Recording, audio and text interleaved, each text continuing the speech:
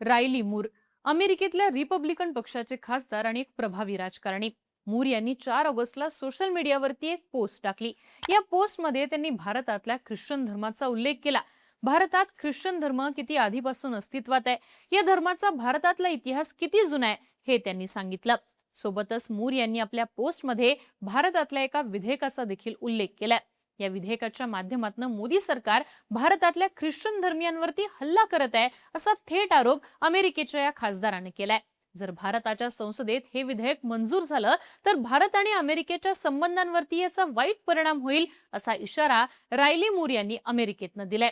आता इथं मूर यांनी भारतातल्या ज्या विधेयकाचा उल्लेख केलाय त्या विधेयकाचं नाव आहे FCRA, म्हणजेच फॉरेन कॉन्ट्रीब्युशन रेग्युलेशन ऍक्ट.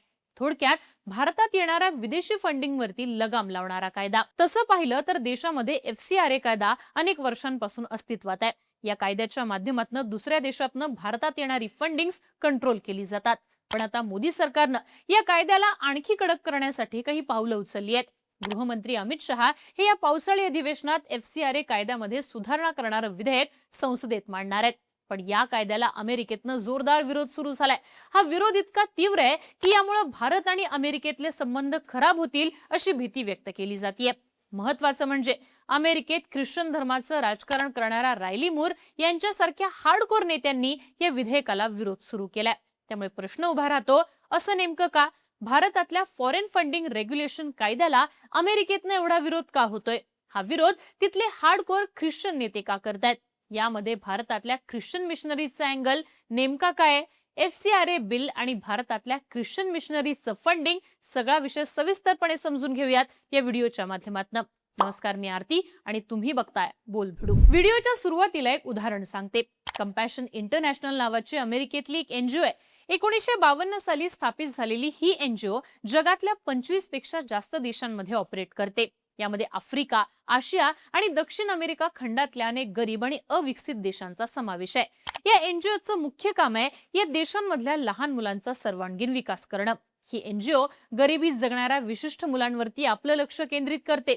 या मुलांना लहानपणापासून वेगवेगळ्या सुविधा पुरवते, जसं की मुलांच्या शाळेची फी, ट्युशन फी आणि इतर गोष्टींसाठी लागणारी मदत या संस्थेमार्फत दिली जाते.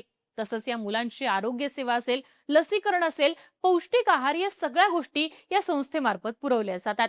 ही मुलं मोठी झाल्यावर त्यांना व्यावसायिक मदत लागणार असेल तर ती मदत देण्याचं काम सुद्धा ही NGO करते. आता इथपर्यंत सगळं अगदी ठीक आहे, पण या NGOचं आणखीन एक काम आहे. ते काम म्हणजे ही NGO स्थानिक चर्चच्या माध्यमातून या मुलांना ख्रिश्चन धर्माची शिकवण देते.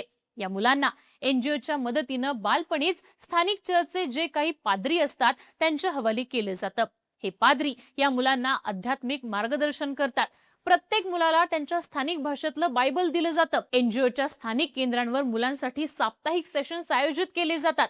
यामध्ये ही लहान मुलं बायबलचा अभ्यास करतात. ते ख्रिश्चन प्रार्थना पाठ करतात. त्यांना ख्रिश्चन धर्मातली वेगवेगळी मूल्ये शिकवली जातात. थोडक्यात काय तर मुलांच्या शिक्षणाची सोय या NGO कडनं केली जाते, पण त्या बदल्यात या मुलांची ख्रिश्चन धर्माकडे वाटचाल सुरू होते. आता अमेरिकेची हीच कंपॅशन इंटरनॅशनल NGO भारतात सुद्धा ऑपरेट करत होती. ही NGO 1968 सालीच भारतात दाखल झाली होती. पण सलग 49 वर्ष भारतात काम केल्यानंतर मार्च 2017 मध्ये या NGOनं भारतातलं तिचं काम बंद केलं. यामागचं कारण म्हणजे केंद्रातल्या मोदी सरकारनं या NGOला विदेशातनं मिळणारं फंडिंग रोखलं होतं.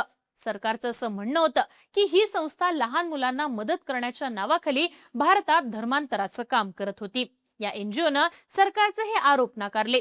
आम्ही जबरदस्तीनं धर्मांतर करत नाही असं या संस्थेचं म्हणणं होतं. पण मोदी सरकारनं हे काही ऐकलं नाही आणि या संस्थेची फंडिंग बंद केली. आता ही NGO अमेरिकेची असल्यामुळे या घटनेचे पडसाद अमेरिकेत उमटले. अमेरिकेच्या अधिकाऱ्यांनी तिथल्या सरकारवरती यावरनं दबाव निर्माण करायला सुरुवात केली. अमेरिकेच्या सरकारनं याबाबत भारत सरकारशी बोलणी करावी असे अधिकाऱ्यांचं म्हणणं होतं. याचा परिणाम असा झाला की त्याच महिन्यात अमेरिकेच्या तब्बल 100 खासदारांनी भारताचे तत्कालीन गृहमंत्री राजनाथ सिंग यांना एक पत्र लिहिलं. या पत्रात त्यांनी मागणी अशी केली की भारतातल्या कंपॅशन इंटरनॅशनल NGOला विदेशातनं मिळणारी फंडिंग रोखली जाऊ नये. 2016च्या आकडेवारीनुसार कंपॅशन इंटरनॅशनलचा जगातला सगळ्यात मोठा कार्यक्रम भारतातच राबवला जात होता. या NGOला दरवर्षी तब्बल 300 कोटी रुपयांच्या आसपास फॉरेन फंडिंग मिळत होतं. या एनजीओचे भारतात जवळपास 580 चाइल्ड डेव्हलपमेंट सेंटर्स होते. त्या माध्यमातून दरवर्षी 1,45,000 पेक्षा जास्त मुलांना मदत केली जात होती.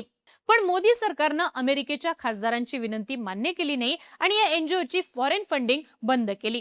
त्यामुळे या संस्थेनं भारतातलं तिचं काम बंद केलं. महत्वाचं म्हणजे मोदी सरकारनं त्या वर्षी फक्त कंपॅशन इंटरनॅशनल या एका एनजीओचं फंडिंग रोखलं नव्हतं, तर सरकारनं तब्बल 4,865 संस्थांवरती कारवाई करत त्यांचं फॉरेन फंडिंग थांबवलं होतं. भारत सरकारकडनं ही सगळी कारवाई ज्या कायद्याद्वारे केली जाते त्या कायद्याचं नाव आहे FCRA. 2014 पासून मोदी सरकारनं FCRA कायद्याअंतर्गत 30,000 पेक्षा जास्त एनजीओचे लायसन्स रद्द केलेत. यांपैकी बहुतेक लायसन्स हे एनजीओमध्ये आर्थिक गैरव्यवहार आढळल्यामुळे रोखण्यात आले. पण सोबतच बेकायदेशीर धर्मांतर आणि विदेशी निधीचा गैरवापर केल्याप्रकरणी सुद्धा सरकारनं अनेक एनजीओचे लायसन्स रद्द केलेले आहेत.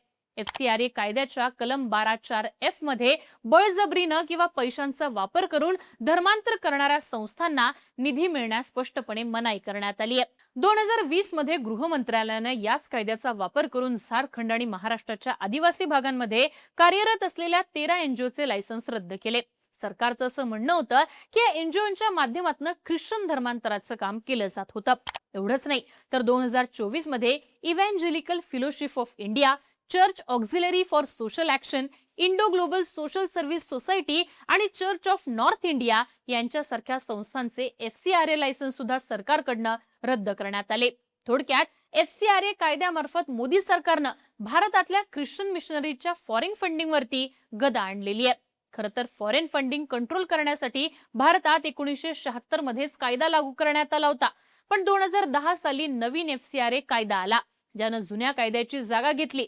ज्यानंतर 2020 मध्ये मोदी सरकारने या कायद्यामध्ये अनेक महत्त्वाचे बदल केले. आता 2026च्या पावसाळी अधिवेशनात सरकारनं पुन्हा एकदा या कायद्यामध्ये सुधारणा करणारं विधेयक आणले. सरकारला हा आणखी कठोर कायदा करायचा आहे, जेणेकरून भारतात येणाऱ्या फॉरेन फंडिंगचा कुठलाही गैरवापर होणार नाही. गृह मंत्रालयाच्या आकडेवारीनुसार 2012 मध्ये देशातल्या तब्बल 52,159 संस्थांची FCRA कायद्याअंतर्गत नोंदणी झाली होती. म्हणजे एवढ्या संस्थांना परदेशातनं निधी घेण्याची परवानगी होती. पण 2014 मध्ये केंद्रात मोदी सरकार आलं आणि या सरकारनं परदेशातनं निधी मिळण्याचे कायदे फार कडक केले. सध्याच्या आकडेवारीनुसार भारतात सध्या 14,455 संस्थांकडे FCRA लायसन्स आहे. या संस्थांना दरवर्षी जवळपास 22,000 कोटी रुपयांचा परकीय निधी मिळतो. 2019 ते 22 या 3 वर्षांच्या काळात या संस्थांना 55,000 कोटी रुपयांपेक्षा जास्त परकीय निधी मिळाल्याची माहिती आहे. आता हाच निधी आणखी कंट्रोल करण्यासाठी सरकारनं नवीन FCRA सुधारणा विधेयक आणलंय. आता येतो सगळ्यात महत्त्वाचा प्रश्न. भारतातल्या या कायद्याला अमेरिकेतनं इतका विरोध का सुरू झालाय? तर मुळामध्ये भारतात येणाऱ्या एकूण फॉरेन फंडिंग मध्ये सगळ्यात मोठा वाटा अमेरिकेचा आहे. जर आपण टॉप 10 देशांची लिस्ट पाहिली तर यात अमेरिका पहिल्या क्रमांकावर आहे. त्यानंतर UK, Germany, Netherland, Switzerland, Canada, Italy, Spain, Australia आणि UAE यांचा नंबर लागतो. या लिस्टवरनं एक गोष्ट लक्षात येते, ती म्हणजे भारताला फंडिंग पुरवणाऱ्या टॉप 10 देशांपैकी 9 देश ख्रिश्चन आहेत.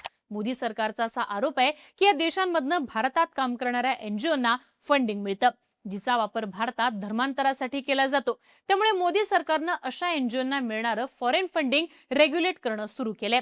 भारत आणि अमेरिकेत सध्या याच विषयावरनं संघर्षाला सुरुवात झाली आहे. रायली मूर यांच्यासारख्या अमेरिकन खासदारांचा आरोप आहे की FCRAच्या नवीन तरतुदीनुसार एखाद्या एनजीओचं फॉरेन फंडिंग लायसन्स रद्द झालं तर त्या निधीतनं तयार झालेल्या मालमत्ता आणि चर्चवर ताबा मिळवण्यासाठी सरकार एखाद्या अधिकाऱ्याची नेमणूक करू शकते.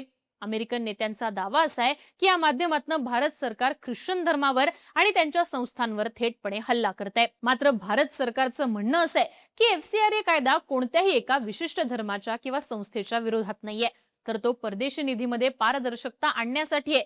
विदेशातून येणाऱ्या फंडिंगचा वापर बेकायदेशीर कारवाया, सक्तीचं धर्मांतर किंवा राष्ट्रीय सुरक्षेला धोका पोहोचवणाऱ्या कारवायांसाठी होऊ नये, हाच या कायद्याचा मुख्य असा उद्देश आहे. एकूणच काय तर मोदी सरकारनं आणलेल्या FCRA सुधारणा विधेयकावरनं सध्या राजकारण जोरात तापलंय. सरकारला परदेशातनं येत असलेला निधी कंट्रोल करायचा आहे, पण यामुळे अमेरिकेतनं फंडिंग मिळत असलेल्या ख्रिश्चन संस्थांवरती गदा येणं सुरू झालंय.